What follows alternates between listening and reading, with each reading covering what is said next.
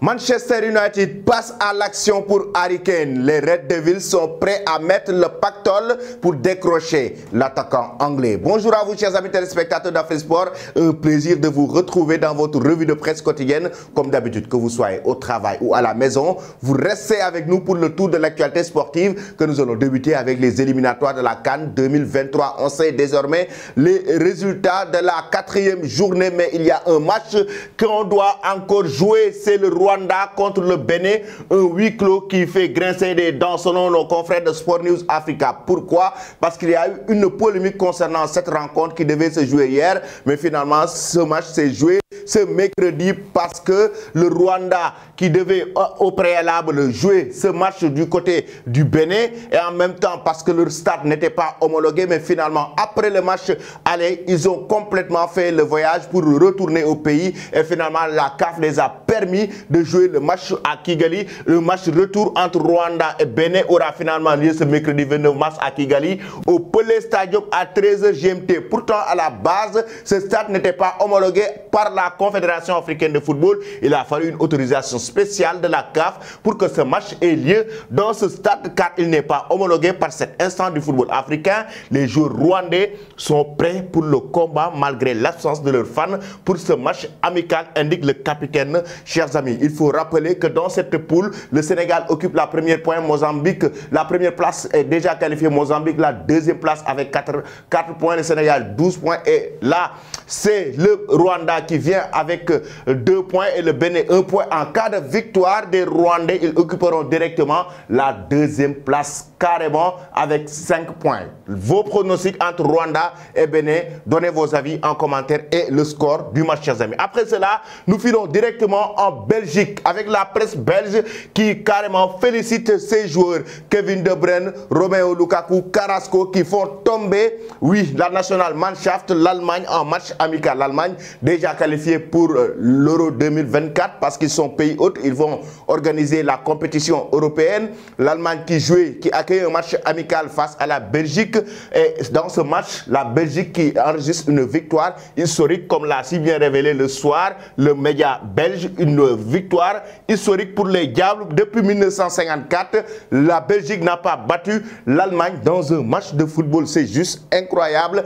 Cette fois-ci, la génération de Kevin De Bruyne l'ont réussi avec le nouveau capitaine de cette équipe nationale belge, tout comme Romelu Lukaku, qui a encore une fois été décisif dans ce match, ainsi que Carrasco, pour battre de la plus belle des manières l'Allemagne sur un score de 3-2. Chers amis, dites-nous en commentaire aujourd'hui, est-ce que cette nouvelle génération de la National Mannschaft qui a échoué lors de la dernière Coupe du Monde Qatar 2022, l'Allemagne, va remporter l'Euro 2024 à domicile? La Belgique peut-elle remporter aussi l'Euro 2024 ou ce sera la France ou Portugal? Donnez vos avis, chers amis, en commentaire. Après cela, nous filons directement en Espagne pour évoquer le fiasco, le gros fiasco de la Fuente et de la Roja. Le quotidien Marca déjà qui revient sur le score, 2-0. L'Espagne qui a carrément été laminée à Glasgow, comme l'a évoqué le quotidien AS Marca qui demande c'est quoi le plan. Quel est le plan? C'est quoi le plan de la Fuente de cette équipe nationale espagnole qui a été battue 2-0? On n'a pas du tout compris en deuxième période le visage de la Roja qui a été catastrophique dans cette rencontre. Raison pour laquelle AS nous dit naufragio en Glasgow. Oui, c'est le naufrage à Glasgow parce que le journal évoque carrément que cette équipe espagnole, en deuxième mi-temps, on ne l'a pas du tout reconnue. Ils ont fait une première mi-temps acceptable, mais en deuxième mi-temps, on ne les a pas reconnus de par leur prestation, de par le contenu du match, mais aussi de par leur manque d'efficacité dans cette rencontre. Et même la presse catalane aussi en parle. Sport nous dit que c'est un naufragio, et nous dit que le plan aujourd'hui de la Fuente, l'Espagne a changé, mais qui recule. L'Espagne a changé, mais négativement. L'Espagne n'a pas changé positivement après Luis Enrique, parce qu'on le sait, Luis Enrique a été éliminé par le Maroc lors de la dernière Coupe du Monde Qatar 2022. Après, il a été limogé. Mais là, l'Espagne, avec la Fuente, beaucoup pensaient que cette nouvelle génération, l'équipe va carrément changer. Mais les médias espagnols estiment que l'Espagne, certes, a changé, mais pas du tout sur le plan positif, mais négativement, et raison pour laquelle Mundo Deportivo nous parle d'une Espagne brisée par l'Écosse sur un score de 2-0, une roja brisée carrément. Escocidos. Oui, chers amis, aujourd'hui, pensez-vous que cette équipe nationale d'Espagne a des chances pour remporter l'Euro 2024? On sait que maintenant, pour la qualification, ils sont toujours en vie. Pour la qualification pour l'Euro 2024, la Roja est toujours en vie malgré le naufrage, comme l'a si bien évoqué le quotidien Sport. Mais aujourd'hui, par rapport même à la compétition, l'Euro 2024, avez-vous confiance par rapport à cette équipe espagnole? Pensez-vous qu'elle va remporter l'Euro 2024 avec cette nouvelle génération de jeunes joueurs que La Fuente a hérité de Luis Enrique? Donnez vos réponses et vos avis, chers amis, en commentaire. Nous allons directement maintenant en France avec le quotidien L'Équipe, qui revient sur une interview exclusive, un entretien exclusif avec Igor Tudor, l'entraîneur de l'Olympique de Marseille. Je suis à fond, je prends des risques. Il a carrément changé l'OM, ça aussi on n'en disconvient pas. Cette saison, on a senti quand même, quoi qu'on puisse dire, une certaine constance dans cette équipe de l'Olympique de Marseille, surtout l'arrivée des joueurs comme Alexis Sanchez. Il faut être d'accord avec lui qu'il a été très exigeant envers ses joueurs. Dans cette équipe de l'Olympique de Marseille, avec le club français, il a su apporter encore plus d'engagement et plus de détermination, ça se sent sur le terrain avec les joueurs. Raison pour laquelle, dans un entretien à l'équipe, l'entraîneur de l'OM, accueilli fraîchement par le public marseillais en août, explique comment il a su imposer ses méthodes et obtenir des résultats qui ont installé son club comme dauphin du Paris Saint-Germain. Les joueurs marseillais, il a évoqué en page intérieure qu'ils sont en train...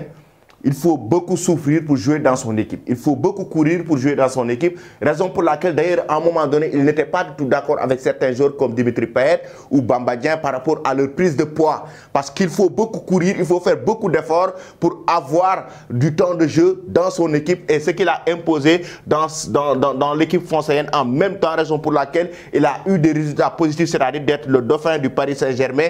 Et là, même s'ils ne remportent pas la Ligue 1, ils sont assurés qu'ils pourraient se qualifier pour la prochaine Ligue des Champions. Là, l'Olympique de Marseille a toujours en ligne de mire de remporter la Ligue 1. Pensez-vous, chers amis, que Igor Tudor et le club français vont remporter la Ligue 1 devant le Paris Saint-Germain et se qualifier aussi en même temps en Ligue des Champions? Vous pouvez déjà présent donner vos avis en commentaire et me dire pourquoi l'OM va se qualifier en Ligue des Champions, mais pourquoi aussi l'OM va remporter la Ligue 1 cette saison. De l'autre côté, c'est Hervé Renard, finalement, qui va rejoindre l'équipe nationale féminine de la France. Oui, selon l'AFP et selon l'équipe, selon les médias français, Hervé Renard a déposé sa démission en Arabie Saoudite.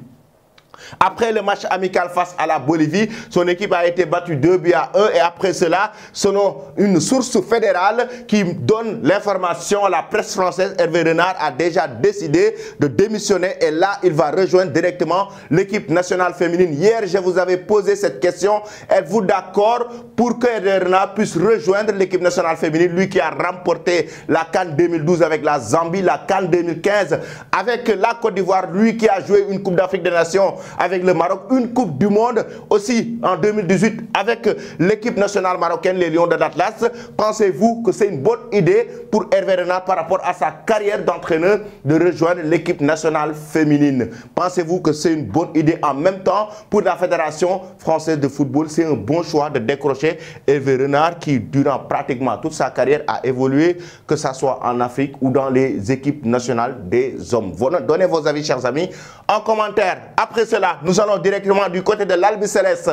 Après la belle victoire, oui, une très belle victoire de l'Albiceleste face à Curaçao, 7-0. 7-0 de l'Albiceleste. Actuellement, l'Argentine qui est sur le toit du football mondial. L'Argentine qui continue sa progression après avoir remporté la Coupe du Monde Qatar 2022. Raison pour laquelle la Gaceta et El Hincha, la presse argentine, s'enflamme après cette belle victoire de Lionel Messi, encore une fois acclamé. Messi Maniaso, Messi Maniacos. Messi Maniacos, c'est quoi Messi Maniacos? C'est juste incroyable comment il vénère ce jour. Regardez le statut de Messi, regardez le centre d'entraînement. Le centre d'entraînement d'Argentine qui a été maintenant dénommé centre d'entraînement Lionel Andrés Messi. Ils sont en train de le vénérer, ce joueur, parce qu'il est en train de faire feu et flamme avec cette équipe d'Argentine. Il les a remporté la Copa América, maintenant la Coupe du Monde, et en match amical, il est là présent. Il y a de cela quelques jours, il avait marqué un magnifique coup franc. Cette fois-ci, il enregistre un triplé en match amical avec cette équipe d'Albiceleste et bat un record. Je vais y revenir tout à l'heure, chers amis. Nous allons maintenant en Angleterre pour parler d'Harry Kane. Oui, le joueur anglais, parce que actuellement Antonio Conte a été limogé de son poste d'entraîneur. Harry Kane, on sait que c'est Antonio Conte qui a tout fait pour le retenir au sein des Spurs. Et alors qu'il y avait beaucoup de clubs qui se sont positionnés, à savoir Chelsea, le Real Madrid, tout comme Manchester United. Et là, selon la presse anglaise, Daily Mail Evening, c'est Manchester United qui passe à l'attaque pour décrocher l'attaquant anglais avec une somme de 90 millions d'euros. Le pactole qu'ils sont prêts à mettre, qu'ils préparent pour faire une offre incroyable aux Spurs de Tottenham pour décrocher Harry Kane. Lui aussi qui a des envies d'ailleurs, qui a des envies d'aller évoluer dans un autre club plus huppé, dans un autre club où il va remporter la Ligue des Champions. Raison pour laquelle aujourd'hui Manchester United, pour renforcer son effectif, est en train d'essayer de récupérer Harry Kane avec une somme pactole de 90 millions d'euros. Juste incroyable. Pensez-vous, chers amis, que c'est un bon choix pour Harry Kane? Doit-il rejoindre Manchester United? Il y avait même, il y a de cela quelques jours, on en a parlé ici dans la revue de presse, le Real Madrid qui s'est aussi positionné pour le recruter. Harry Kane doit-il rejoindre Manchester United ou le Real Madrid? Vos réponses, chers amis, en commentaire. Les Red Devils doivent-ils récupérer un attaquant comme Harry Kane? Pensez-vous que les Red Devils, où sont les supporters de Manchester United? Venez me dire, est-ce que vous devez recruter Harry Kane? Vous me donnez vos réponses en commentaire. Ou bien l'attaquant anglais doit-il rejoindre carrément le club merengue, le Real Madrid? 90 millions d'euros que les Red Devils sont prêts à mettre sur la table. Je vais vous quitter avec cette image. La Pulga. Les 100 buts, le cap des 100 buts maintenant. Lionel Messi qui a franchi le cap des 100 buts pour l'Argentine avec 102 buts en inscrivant un triplé face à Curaçao. 7 buts à 0 en match amical. La Pulga, chers amis, la question que je vais vous laisser, Lionel Messi va-t-il continuer encore à faire mal à ses adversaires? Par rapport à l'Argentine, pensez-vous que Lionel Messi va jouer la prochaine Coupe du Monde 2026? Merci, restez connectés sur Afrisport pour ne rien rater de l'actualité et très bonne journée.